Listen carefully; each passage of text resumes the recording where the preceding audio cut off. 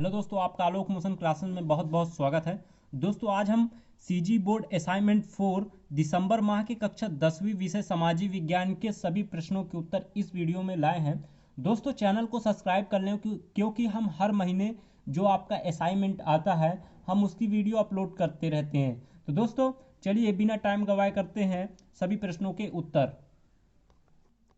तो दोस्तों यहाँ हमारा पहला प्रश्न है, पन बिजली और ताप बिजली में क्या अंतर है। ठीक है, तो उत्तर है दोस्तों, पन बिजली और ताप बिजली में निम्नलिखित अंतर है। ठीक है, तो अंतर देखते हैं अब। तो ठीक है, इधर एक साइड पन बिजली और एक साइड ताप बिजली बना के ऐसे कॉलम बना लीजिए। ठीक है, तो अच्छा रहेगा। तो दोस्तों पहला है हमारा, पन बिजली का निर्माण जल से किया जाता है तथा ताप बिजली का पहला डिफरेंस, ताप बिजली का निर्माण कोयले से किया जाता है। फिर पन बिजली में दूसरा लिखेंगे, यह ऊर्जा का नवीनीकृत स्रोत है। ठीक है, और ताप बिजली में लिखेंगे, यह ऊर्जा का अनवीनीकृत स्रोत है। ठीक है, और इस पे तीसरा लिखेंगे, इसमें पर्यावरण प्रदूषण कम होता है। और ताप बिजली में तीसरा लिखेंगे, ताप बिजली से पर्यावरण प्रदूषण अधिक होता है। ठीक है, अब दोस्तों आगे चौथा है इसका। तो चौथा है, पन बिजली का निर्माण नदी पर बांध में एकत्र हुई विशाल जल राशि को पंखे में चलाया जाता है। टरबाइन के चलने से जनरेटर चलता है और बिजली उत्पन्न होती है। और ताप वाले में क्या होता है देख लेते हैं।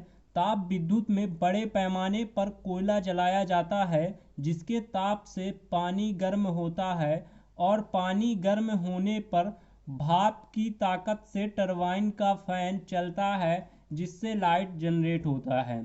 ठीक है, तो दोस्तों ये रहा अंतर।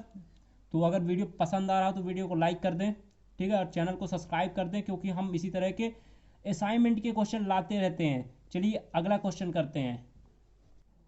अगला क्वेश्चन है दोस्तों, प्रश्न 2 है, उत्खनन में किस प्रकार के पर्यावरणीय दुष्प्रभाव हो सकता है, उनका क्या निदान है। ठीक है, तो चलिए उत्तर देखते हैं। पहले इतना देखते हैं। ठीक है, उत्तर, भारत में खनिज उन्हीं इलाकों में पाए जाते हैं जहां जंगल अधिक है, जहां से नदियां निकलती हैं और जहां अधिकांश आदिवासी लोग रहते हैं। खनन के कारण जंगल नष्ट हो रहे हैं। एक अनुमान के अनुसार सन 1981 में अब तक 1,86,000 हेक्टेयर जंगल खनन के लिए कटे हैं। इसके अलावा खनन और खनिजों की ढुलाई के लिए स्थानीय जल स्रोत का भयंकर प्रदूषण होता है। ठीक है, फिर आगे देखते हैं। आगे तो आगे है, खदानों का दोहन खदान क्षेत्र में के बंद होने के पश्चात के लक्ष्यों को ध्यान रखकर किया जाना चाहिए।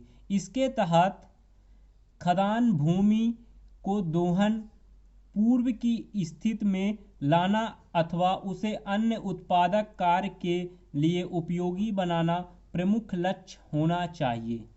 ठीक है, फिर इसके बाद आगे देखते हैं। आगे है अपना इतना। ठीक है, तो सर्वप्रथम खदानी क्षेत्र की ऊपरी मिट्टी की परत जो कि खनन के पश्चात पुनः वनीकरण के लिए अत्यंत आवश्यक है, वहां वृक्षारोपण करना चाहिए। ठीक है, साथ ही क्षेत्र के जैव ईंधन को बनाए रखते हुए छोटे छोटे क्षेत्रों में वन लगाए जाएं, जो कि खादानी क्षेत्र की पारिस्थितिकी के पुनर्वास के लिए उपयोगी है। ठीक है, खादानी क्षेत्र में मिट्टी के कटाव को गीली घास के सुरक्षात्मक कवचों से बचाया जा सकता है। इस प्रकार की सुरक्षा में संतुलन बनाए रखना आवश्यक है। ठीक है, इसके आगे थोड़ा सा अभी नहीं, इतना है। ठीक है, तो चलिए अब दोस्तों करते हैं अगला क्वेश्चन नंबर 3। ठीक है, तो दोस्तों अब हम देखते हैं प्रश्न क्रमांक 3। ठीक है, हिटलर और नाजी पार्टी ने जर्मनी पर अपनी तानाशाही किस प्रकार स्थापित की होगी? तो दोस्तों चलिए उत्तर देखते हैं। उत्तर है अपना 1933 में सत्ता प्राप्ति के बाद हिटलर ने लोकतांत्रिक संरचना और संस्थाओं को भंग करना शुरू कर दिया गया। फरवरी 1933 में संसद में लगी आग के लिए साम्यवादियों को दोषी ठहराया गया तथा सभी साम्यवादी नेताओं को गिरफ्तार कर लिया गया। फरवरी 1933 को संसद में पारित अग्नि अध्यादेश के जरिए सभी नागरिक अधिकारों को निलंबित कर दिया गया, जो कि नाजी शासन के अंत तक बना रहा। 1 मार्च 1933 में इनेबलिंग एक्ट संसद में पारित किया गया। इस कानून के द्वारा हिटलर ने संसदीय व्यवस्था को समाप्त कर केवल अध्यादेश के जरिए शासन चलाने का निरंकुश अधिकार प्राप्त कर लिया। ठीक है, फिर आगे देखते हैं। नाजी पार्टी के अलावा सभी राजनीतिक पार्टियों एवं ट्रेड यूनियनों पर पाबंदी लगा दी गई। अर्थव्यवस्था, मीडिया, सेना तथा न्यायपालिका पर नाजी पार्टी अथवा राज्य का पूरा नियंत्रण स्थापित हो गया।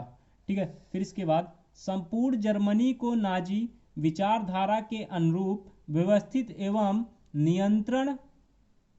नियंत्रण करने हेतु विशेष निगरानी एवं सुरक्षा दस्तों का गठन किया गया।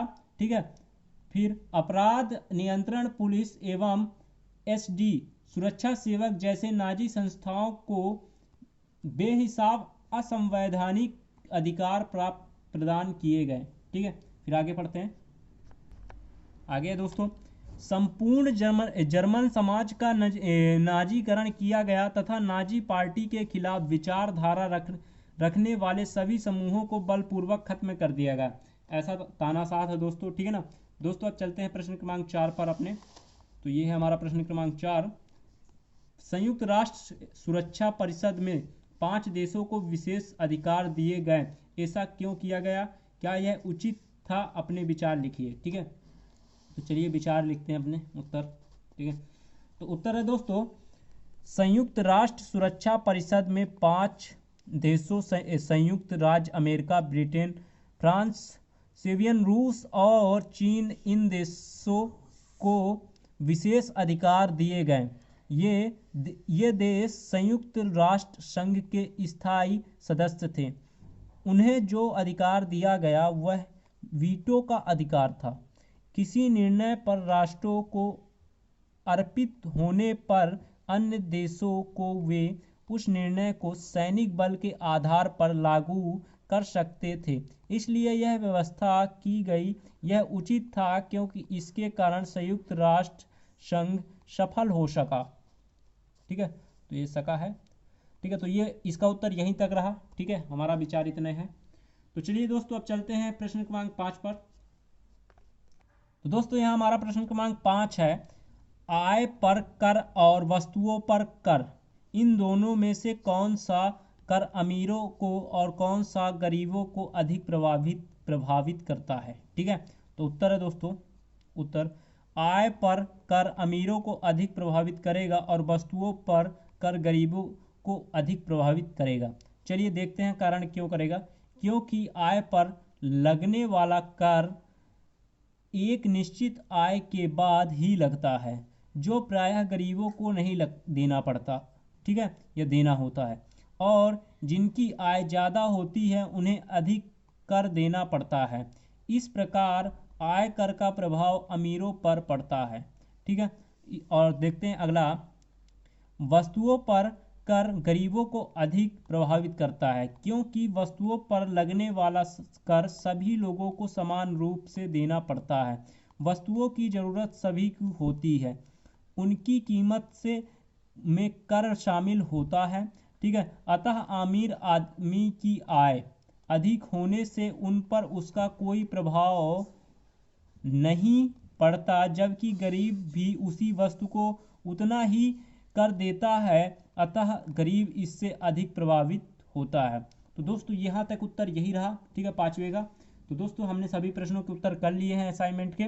और दोस्तों अदर विषय के हमने असाइनमेंट कंप्लीट करके अपलोड कर दिए हैं, आप डिस्क्रिप्शन में जाकर लिंक से चेक कर सकते हैं या प्लेलिस्ट में जाकर चेक कर लीजिए, आपको मिल जाएगा।